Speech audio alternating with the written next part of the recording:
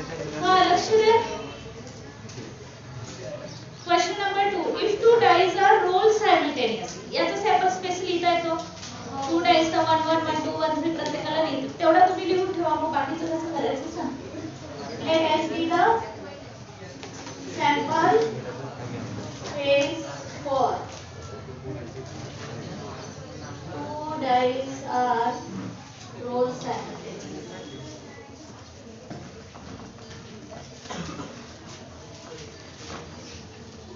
चंद्र इथे याचा sample space लिहायचा आहे तुम्हाला. खूप वेळ झालाय ना, लिहा.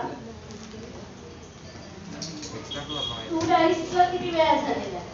1 1 1 2 1 3 1 4 1 5 1 6. प्रत्येकाला हा लिहिता यायला पाहिजे. ते पहिल्याचा एक झालाय. 2 1 2 2 2 3 2 4 2 5 2 6 3 1 3 2 3 3 3 4 3 5 3 6. क्लास मध्ये असं एकही जण नसायला पाहिजे की त्याला येत नाही. हे तर प्रत्येकाला यायला पाहिजे.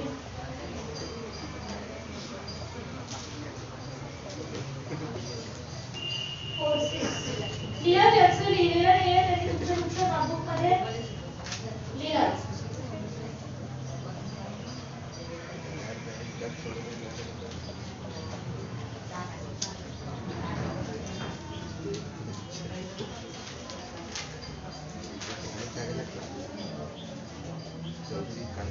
हाँ लक्ष द्या.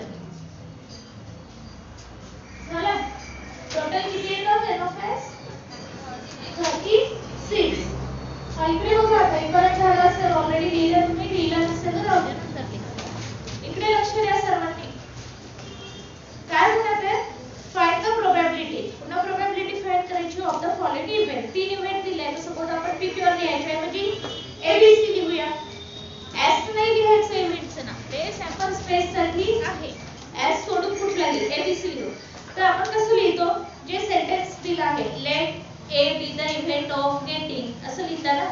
त्याच्या ऐवजी तुम्ही असं लिहिलं तरी चालते. पण नंबर इव्हेंट ए जसं क्वेश्चन मध्ये दिलेलं होतं. आणि बाकी मग जसंच्या तुम्हाला सेंटेन्स फॉर्म करायला डिफिकल्टी जात असेल तर सरळ सरळ काय लिहा. इव्हेंट ए इव्हेंट बी इव्हेंट सी असे 2 डॉट करा. त्याच्यासमोर क्वेश्चन तसंही लिहिलं तरी चालते. पुन्हा जसंच्या तसं काय दिलंय. जसं of digit on upper places. जसं ना तसं क्वेश्चन लिहिते मी. डिजिट ऑन अप्पर असंही लिहिलं तरी चालते. Places is at least 10. पुन्हा ऍटलीस्ट वर्ड आलाय. हा लक्ष द्या. आता काय म्हणत आहे. झालं. या टाइपचा प्रॉब्लेम आमच्या प्रॅक्टिस सेट मध्ये झाला आहे. मग त्याच्यासाठी इव्हेंट लिहिलाय. सम करायची आहे. काय करायची. ऍडिशन. कोणाची ऍडिशन करतात. ब्रॅकेट वालीची. ब्रॅकेटच्या आतमध्ये जे नंबर्स दिसत आहेत त्याची ऍडिशन करता ना. सम म्हटलं तर काय कराल. ऍडिशन. डिफरन्स लिहून असतं तर डिफरन्स लिहिलं असतं. काय केलं असतं. सबट्रॅक्शन केलं असतं. मायनस केलं असतं. प्रोडक्ट शब्द असतं तर मल्टिप्लिकेशन. तर कोणता वर्ड आहे ते बघायचं. सम लिहून आहे तर काय कराल. ब्रॅकेट मध्ये याची ऍडिशन. ए चंद्रा इथे तू लक्ष नाही दिसलं तर तुला समजणार कसं रे. जे शिकवलंय तिकडे लक्ष नाही देत तू. इकडे बघायचं आहे ना. कुठे सांगत आहे. नोटबुक मध्ये सांग. जेव्हा लिहायला होतं तेव्हा नोटबुक मध्ये बघा. इकडे बघा. सम म्हटलं तर ऍडिशन करायची आहे ब्रॅकेट मधल्या नंबर्सची. अपर फेसेस मध्ये ब्रॅकेट मध्ये अपर फेस वरचे रिझल्ट घेते. ऍडिशन किती आली पाहिजे. ऍटलीस्ट 10. फक्त 10 नाही. फक्त 10 म्हटलं असतं तर जे 10 वाले ते घेतले असते. हो ना. 5 + 5 10 6 + 4 10 4 + 6 10 असे घेतले असते. बट फक्त 10 नाही आहे. ऍटलीस्ट 10. कमीत कमी 10. ऍटलीस्ट 10 म्हटलं तर काय लिहायचं लिहून दिलं होतं. त्याच्यापेक्षा हा 10 आणि 10 पेक्षा जास्त ऍडिशन लिहायचे. मग कुठे 10 आणि 10 पेक्षा जास्त ऍडिशन येते बघा. इथे तर 7 येते. इथे येते. इथे इकडचे लहानच येणार आहे. हा इथे येते 10. याच्या आधी जे तुम्ही चेक करा सगळे 10 पेक्षा लहानच येणार आहे. चेक करून घ्या. त्या दिवशी मी तुम्हाला एक चेक करून दाखवला होता. तर ते सगळे लहानच येतात. इथे 7 इथे 8 इथे नाही. इथे 10 आला. आता कुठे येते बघायचे 6 ऍडिशन 7 8 9 10 11 10 आणि त्याच्यापेक्षा जास्त म्हणजे 10 11 12 घ्यायचे 7 8 9 हा इथे 10 11 12 झाले फक्त हेच कॉम्बिनेशन आहे ज्याच्यात ऍडिशन केली तर ऍटलीस्ट 10 येतात म्हणजे 10 येते 11 येते नाही तर 12 येते 12 पेक्षा जास्त तर येणार नाही आहे सगळ्यात मोठा नंबर 6 आहे तर हायेस्ट 12 असेल समजलं हेच कॉम्बिनेशन का लिहिले बाकीचे जे बिना अंडरलाइन वाले आहे सर्वांचे ऍडिशन 10 पेक्षा कमी येते वाटल्यास तुम्ही मला डाऊट असेल तर चेक करून बघा एक एक ऍडिशन किती आले हे कॉम्बिनेशन 1 2 3 4 5 6 लिहिल्यावर एकदा चेक करून घ्यायचे तो बरोबर लिहिले का हा झाला एन ऑफ ए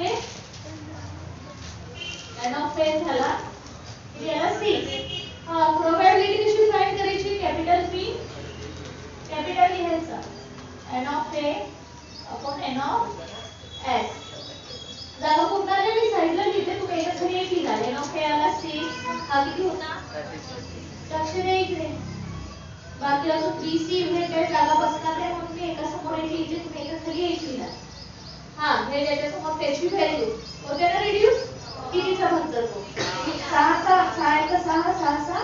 6 तर प्रोबॅबिलिटी किती आली 1/6 म्हणजे सगळं आन्सर पी ऑफ ए चं 1/6 आहे एन ऑफ ए ला पण बोलतो एन ऑफ एस ला गेलो हे झालं फर्स्ट सेकंड काय म्हणाले इव्हेंटचं नाव नाही दिलं आपण लिहूया बी लेट लिहावं लागेल कारण आपण सपोज केलाय ना इथे लिहिलं होतं इथे लिहिलं होतं नाव दिलेलं नव्हतं एबीसी आपण लिहितोय तर लेट लिहिणार हां काय दिलंय sum of the digit on upper faces is 33 जी सम म्हणजे पुन्हा एडिशन करा म्हणजे of digits on upper face वरचेच राहतात वरचेच घेतो आपण डायवरची कॉम्बिनेशन बाजूची नाही घेत ऍटलीस्ट ऍटमोस्ट नाही दिलाय इज 33 म्हणजे कंपल्सरी एडिशन किती आली पाहिजे हो ना sum of the digit on upper face is 33 इथे काय एडिशन 33 बरोबर नाही कुठेही करा 2 पासून ते 12 पर्यंतच येतात ऍडिशन कुठून कुठपर्यंत येते ऍडिशन केली तर सगळ्यात लहान 2 सगळ्यात मोठी 12 आता ऍडिशनच म्हणत आहे 33 येत आहे का नाही येत आहे तर मग काय रे हा ना तुम्हाला सांगितलं होतं ज्याच्यात काही सेट नाही तो कोणता सेट राहते एम्प्टी सेट म्हणा नल सेट म्हणा याला म्हणतात 5 तर एन ऑफ बी किती राहील 0 लिहावं लागेल आपल्याला एन ऑफ बी किती राहील कारण प्रोबॅबिलिटी तर काढायची आहे ना एन ऑफ बी 0 मग प्रोबॅबिलिटी ऑफ बी तरच लिहायचा N of B upon N of S N of B 0 N of S किती होता 36 0 ला कोणी डिवाइड करा आन्सर ऑलवेज 0 समजलं का हा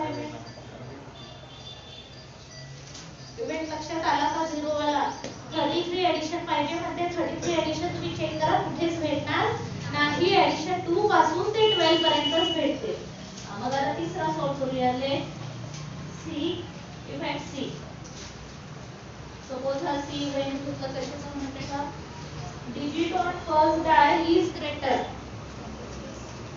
आहे digit on first die is greater than the digit on second die then the digit on second die काय म्हणत आहे याचं meaning समजून घ्या कोणते लिहायचे लिहू नका लक्ष दे रफ करते सुनीवाले हा काय म्हणाले digit on first die is greater पहिल्या डायवरचा डिजिट म्हणजे पहिला अर्जंट ना तर फर्स्ट डायवरचा डिजिट कसा आहे ग्रेटर असला पाहिजे दुसऱ्यापेक्षा म्हणजे पहिला नंबर कसा पाहिजे मोठा ना फर्स्ट डायवरचा ग्रेटर म्हणजे पहिला नंबर मोठा पाहिजे आहे तो मोठा इथे आहे मोठा याच्यापेक्षा लहान आहे ना इथे कुठेच मोठा नाही आहे इथे आहे का आहे ना तू मोठा आहे म्हणजे फर्स्ट डायवरचा सेकंड डायपेक्षा ग्रेटर आहे हा इथे इक्वल आहे इथे स्मॉलर आहे ना सगळीकडे हा इथे आहे पहिल्यावरचा मोठा इथे पहिल्यावरचा आता इक्वल झाले आणि मग लहान इथे पण मोठा फर्स्ट आहे. इक्वल झाल्यावर मग लहान नंबर सोडू. किती ग्रेटर आहे? इक्वल झाल्यावर छोटा नंबर आहे. काय झालं? काय नाही. हा फर्स्ट आहे वरचा ग्रेटर आहे. सगळीकडेच ग्रेटर आहे बघा. आहे ना, फर्स्ट आहे वरचा सेकंड पेक्षा ग्रेटर आहे. ठीक आहे, समजले कोणते कॉम्बिनेशन आहे? फर्स्ट डायव्हर्जन वर्ड व्यवस्थित वाचायचा. ग्रेटर म्हटलं का स्मॉलर म्हटलं चेंज करून येऊ शकते. फर्स्ट डाय म्हटलं का सेकंड डाय काय होतं? फर्स्ट डाय इज ग्रेटर म्हणून पहिला नंबर मोठे असणारे कॉम्बिनेशन लिहिले दुसऱ्या नंबर पेक्षा. लक्षात आलंय? असे चेहऱ्यावर क्वेश्चन आहे काही जणांच्या. समजलं का? फर्स्ट डायव्हर ग्रेटर म्हणजे पहिला रिझल्ट नंबर मोठा पाहिजे. ठीक आहे, ते जे अंडरलाईन केले ते लिहायचे. कोण आहे? गुगल लिहिल्यावर एकदा चेक पण करायचं ना. फक्त एखादी नंबर नाही तर लिहिला सुटून जाते. तो प्रोबॅबिलिटी डिफरंटली तुम्ही पण लिहिता तेव्हा चेक करायला पाहिजे दरवेळेस. 4 2 झालं मग 4 3 5 1 5 2 5 3 5 4 5 5 6 1 6 2 6 3 6 4 6 5 total combination N of C together